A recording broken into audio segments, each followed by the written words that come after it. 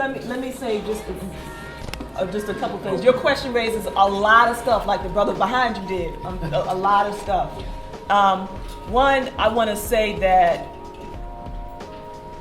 many of us in society need a grander, deeper understanding of Marxism, communism, socialism, and what that means in terms of economic politics. Because I think a lot of us imbibe the kinds of demonology around alternative systems of economic collective wealth building because we live in a die-hard neoliberal capitalist society, and we can't separate ourselves and unpack ourselves from that. So that's one.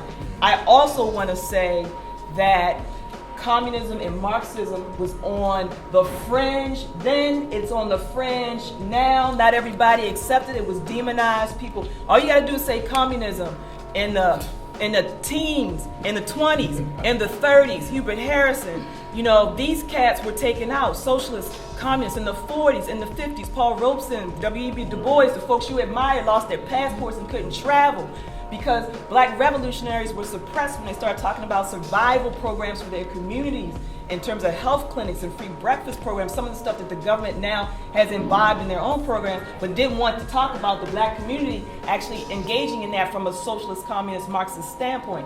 So actually, the history of black revolutionary radicalism has been embedded in a concrete dynamic that actually has given actual concrete goods back to community. But because of the history of this country and because of the ways that we talk about these issues and the politics and the notions of democracy that exist in this country, we have not been able to unpack that and really understand the truth of that. The fiction is another thing that we can come right back to, the mythologies around alternative economic economies. So that's one thing. And I also think that the question of materialism is just rife.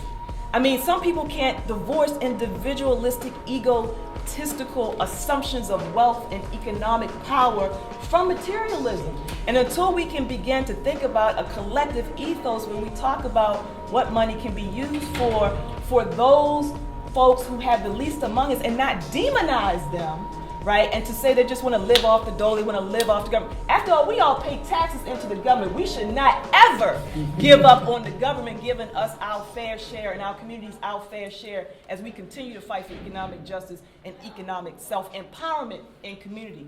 The question of billionaires and millionaires, I don't know, I'll leave that to folks because that for me speaks to the ultimate inequalities that continue to perpetuate the systems in which we live. We got enough millionaires and billionaires now that could actually do some work. Yeah. So what is happening with that? Do we need more of them who ain't gonna do no work? And what if we have a more equal playing field where money is actually extended in terms of a basic living human rights condition for people to be able to survive with basic necessities without having to figure out how to struggle for housing and food and shelter and all of that, as if it's all their fault. Again, I'm not getting rid of personal responsibility, right? And personal will and choice. But there's something about the ways in which the system has been set up. And we can look to other countries to see how they do it better. Yes. How they do it better with different kinds of mixed economies in community. And it's not like black folks ain't been trying to establish alternative development, economic development models in their communities. But then we get back to access to wealth, access to resources, policies and banking, financial criteria that's in place, predatory lending, all of these kinds of things that continue to actually subsume our communities. So we gotta operate on multiple levels, and we gotta critique sometimes what we automatically think and assume is best for us based on the reigning model of how other people are getting wealthy. So, but it raises so many issues. And that's good in terms of all of the stuff that you're talking about. So.